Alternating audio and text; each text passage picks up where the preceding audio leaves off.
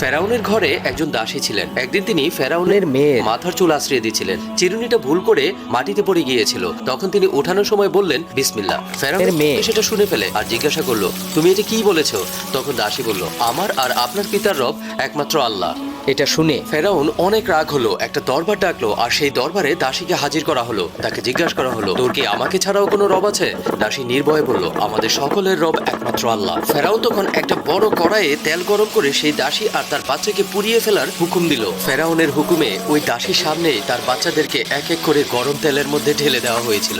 সবশেষে ছিল তার কোলে 5-6 মাসের বাচ্চা, যে বাচ্চাটাকে সে অনেক বেশি ভালোবাসতো। বাচ্চাটাকে বাঁচানোর জন্য সে পিছুপা হচ্ছিল, কিন্তু আল্লাহর কুদরতি জবান হঠাৎ করে বাচ্চার মুখে চলে আসে। আম্মাজান, নির্ভয়ে এখানে ঝাঁপ দিন। নিঃসন্দেহে দুনিয়ার আযাব আখিরাতের আযাবের চাইতে অনেক কম। আর সেই দাসী আগুনে ঝাঁপ দিয়ে দেয়। আল্লাহ আমাদের সত্যিকারের ঈমানদার হওয়ার তৌফিক দান করুন, আমিন।